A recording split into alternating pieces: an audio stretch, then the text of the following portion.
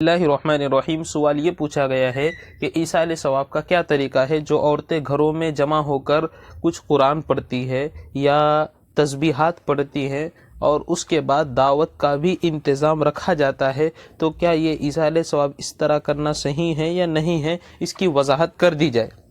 جواباً عرض ہے کہ ایصال ثواب کا صحیح طریقہ یہ ہے کہ کوئی بھی نیک عمل کر لیا جائے اور نیک عمل کرنے کے بعد نیت کر لی جائے کہ اس کا ثواب فلاں میت کو پہنچ جائے، تو فوراً اس میت کو ثواب پہنچ جائے گا۔ اس کے علاوہ جتنے بھی طریقے جو لوگ ضروری سمجھتے ہیں، جیسے بہت سارے لوگ قبرستان جانا ضروری سمجھتے ہیں، دعا کرنا ضروری سمجھتے ہیں، فاتحہ ضروری سمجھتے ہیں، یہ سب غلط ہے۔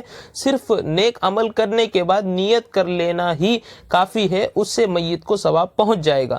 دوسرے نمبر پر آپ نے جو سوال کیا ہے کہ عورتیں جمع ہوتی ہیں اور وہاں پر قرآن مجید پڑھا جاتا ہے، تو عورتوں کا جمع ہو کر قرآن مجید پڑھنا یہ صحیح نہیں ہے، اور اس میں اگر کھانے پینے کا انتظام کیا جاتا ہے تو بالکل اس کی اجازت نہیں ہے۔ یہ شرعاً حرام ہے کہ جہاں پر ایصال ثواب کے لیے قرآن مجید پڑھا جائے یا تسبیحات پڑھی جائیں اور وہاں پر کھانے پینے کا انتظام ہو، تو یہ کھانے پینے کا انتظام یہ قرآن مجید کے اجرت میں ہوگا اور اس کی شرعاً اجازت نہیں ہوگی۔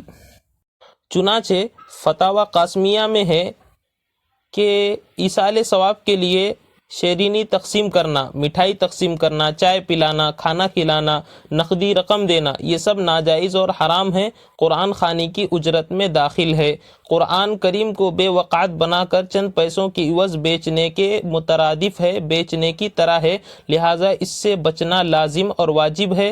کھانے والے، کھلانے والے، لینے والے اور دینے والے سب سخت گناہ کے مرتکب ہوں گے۔ الآخذ والمعطی آثمان، لہٰذا اگر ایصال ثواب کے لیے قرآن مجید پڑھنے پر کھانے کا انتظام ہو تو اس میں شریک ہونا بھی جائز نہیں ہے، اور ایسے مجلسوں کا